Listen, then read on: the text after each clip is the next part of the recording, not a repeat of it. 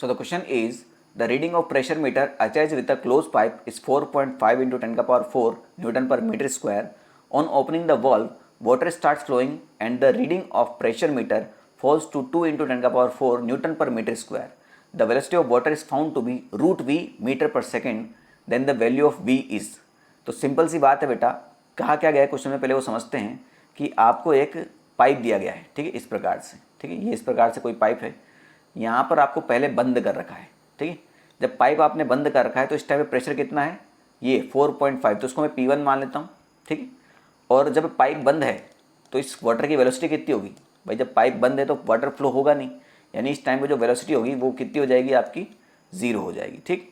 अब आपने जैसे ही ये वाल्व खोला, जैसे ही आपने ये वाल्व खोला, ये वाटर फ्लो होना स्टार्ट कर देगा, ठीक है। जब वाटर फ्लो स्टार्ट कर देगा तो इसकी वेलोसिटी कितनी हो गई बेटा, आपकी रूट वी हो गई, और प्रेशर कितना हो गया, P2, 2 इंटू 10 का पावर 4 न्यूटन पर मीटर स्क्वायर। सिंपल सी बात है।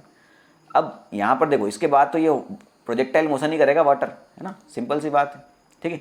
यहाँ पर हाइट का कोई सीन नहीं दिया गया है, यानी इसको पाइप को आप क्या करेंगे, एक हॉरिजॉन्टल पाइप मानेंगे, सिंपल सी बात है। तो कौन सा इक्वेशन लेगा भाई, प्रेशर आ चुका है, 2 वेलोसिटी आ चुकी है, डेंसिटी ऑफ वाटर भी आपको मालूम है, तो बर्नौली थ्योरम मायने में आएगी नहीं।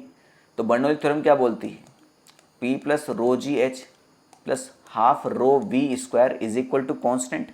2 केस सॉल्व कर रहे हैं तो इसको P1 plus rho g h one plus half rho V1 square बोल सकता हूँ मैं, और ये हो जाएगा P2 plus rho g h two plus half rho V2 square बोल सकता हूँ। लेवल है बेटा, है ना, हॉरिजॉन्टल है, तो H1 और H2 बराबर हो गया, तो ये दोनों एक दूसरे को कैंसिल आउट कर देंगे, और V1 आपका 0 है तो ये पूरा टर्म भी खत्म हो गया। इस P2 को इधर लेके आ जाओ तो ये हो जाएगा आपका P1 minus P2 is equal to half rho V2 square. बस यहाँ पर वैल्यू डाल दो, ठीक है।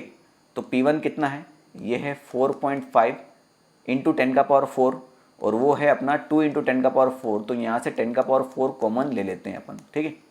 हाफ डेंसिटी कितना है बेटा आपका वाटर का, 1000 होता है, इंटू V2 स्क्वायर। तो V2 कितना दिया है क्वेश्चन में, V2 जो क्वेश्चन में है वो रूट V दे रखा है, तो रूट V का स्क्वायर कितना हो जाएगा, आपका V हो जाएगा, ये V मुझे निकालना है, ठीक है। तो 4.5 माइनस 2 कितना हो जाएगा, 2.5, और 10 का पावर 4 को मैं इस प्रकार से लिख सकता हूँ ना, एक के पीछे 4 जीरो, ये हो जाएगा हाफ, और इसको मैं लिख देगा 1000 इंटू V। ये 3 जीरो से इस 3 जीरो को उड़ा दो, ये जब पॉइंट हटाओगे तो नीचे एक जीरो आएगा, इस एक जीरो से एक जीरो भी उड़ा दो, बस V की वैल्यू कितनी आ गई, 2 इंटू 25 50, ठीक है।